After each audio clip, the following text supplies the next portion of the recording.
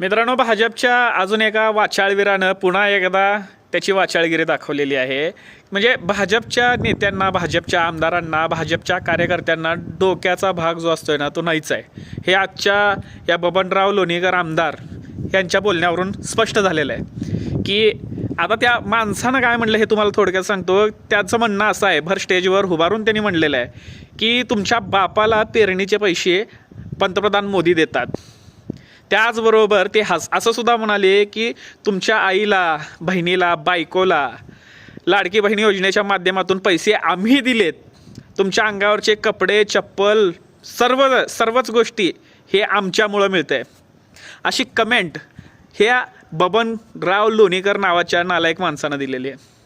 म्हणजे कुठं कामाला गेले होते हे लोक, कुठं हमाली करायला गेले होते की त्यांच्या खिशातून हे पैसे आमच्या अंगावर येतात, आमच्या अंगावर कपडे येतात. नाहीतर आम्ही भोंगळच फिरत होतो असं वाटतंय मला.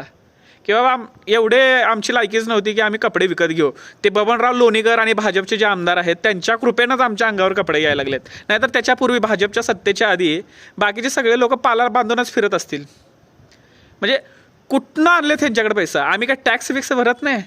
शेताच्या अवजारांवर 18% GST आहे, बी बियाणांवर 5% GST आहे.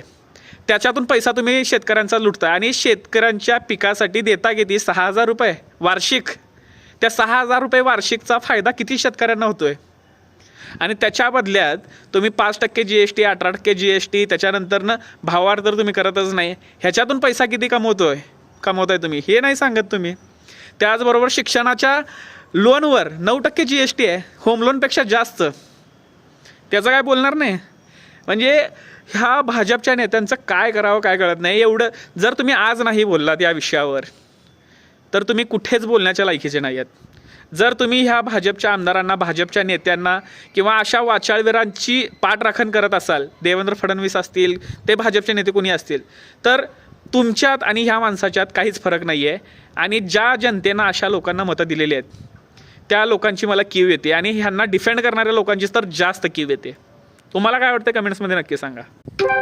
अजून एक महत्त्वाचं ते म्हणजे लाडकी बहीण योजनेचे जे पैसे तुमच्या आई, बहीण आणि बायकोच्या अकाउंटवर जे पडतात हे त्यांनी दिलं म्हणून पडतात असं म्हणतात. त्याच्यामध्ये इलेक्शनचा कुठला हात नाही बरं का. निवडणूक जिंकायची होती म्हणून लाडकी बहीण योजना सुरू झाली असं ते कधीच म्हणणार नाहीत.